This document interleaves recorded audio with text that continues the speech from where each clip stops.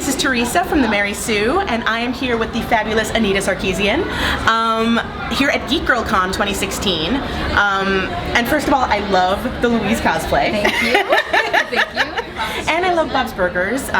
We actually did an interview with Wendy Molyneux a while back when she was doing a fundraiser thing through Bob's Burgers. It was great. But I want to talk to you about that show because I love it, and I love how genuine and earnest it is. I'd love to talk about it in relation to feminism and how you think it compares to other adult animated shows. Yeah, you know, like I don't watch a lot of adult animation because I feel like it's often really sexist, really racist.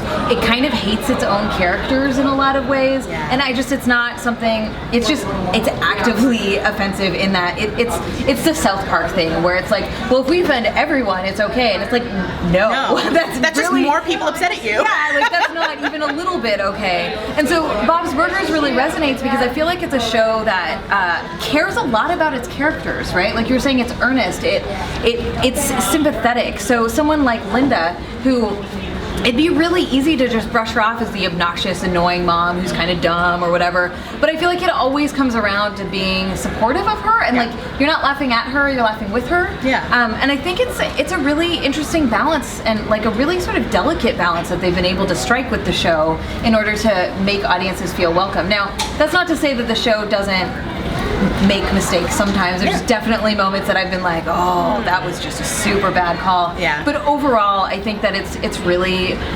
presenting a model for adult animation that is fun and interesting and engaging. And there are a couple of close calls there too. Like there was one where Bob first picks up Marshmallow in the cab. The trans characters. I was just about to say that's the episode that sticks out to me. It's like they just got a little too close, and I'm like, no, pull it back. Yeah, it was not good. But other than that, it's great. I do want to get the State of the Union for feminist frequency and ordinary women, especially because obviously the Mary Sue has been following your work for a while, and so tell us how things are going now. You've grown so much. We have. It's been a really amazing year. So we are about to wrap up season 2 of Tropes vs. Women in Video Games, which is our series that looks specifically at the way women are represented in gaming. And then we just started releasing Ordinary Women Daring to Defy History, which is a series that tells the stories of women who've been written out of history, which I think is a really important thing to do because too often creators will say like, hey, women were oppressed back then, therefore we can't have them as stars in our games. And I'm like, but you have time travel. Like time travel's believable, but women doing cool things isn't.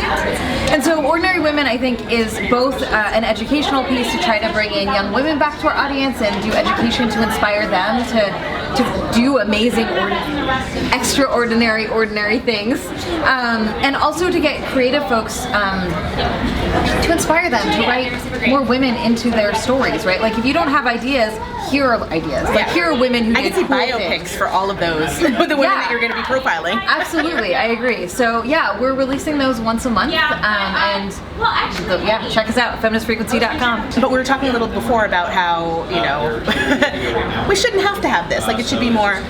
If we could just. Yeah, absolutely. I mean, so Geek Girl Con came as a response to how male-dominated Comic-Con is, right? And the sad thing is that these fan spaces are still very male-dominated, very white-dominated, and I think it's important, unfortunate but important, that Geek Girl Con exists and be here. There's also Gamer X, which is another con that's specifically for the idea that everybody games, but it's specifically a safe space for queer gamers to just be themselves and present how they want to present and be in a space full of like-minded folks that are just fans of games, right? It shouldn't be hostile to be a fan of something, and I feel like too often we feel like we shouldn't be in these communities, we're not welcome in these communities, we're not like, we don't know enough to be fans of certain things, like that sort of litmus test that women are given in terms of like, do you know all of the iterations of whatever the fuck kind of thing. And I think having these spaces is really important because, this woman came up to me today and she said, I've never been to Geek Girl Con before, it's my first time, and she's like, I feel really emotional because I've never been in a space like this where I can just be here and like love fandom and be around other people who love fandom and talk about critical things and also love things and do that whole thing and not be catcalled and not worry about it. And And nobody's gonna test you, and nobody's gonna. Yeah, like it's a big celebration here, and I think that the idea is that we want to shift all of the conventions and all of the fan spaces to be more inclusive, but in the meantime, this needs to be here. Well, we like to give our Mary Sue readers choices and options where they can go to find video games, especially where they can see that positive gender representation.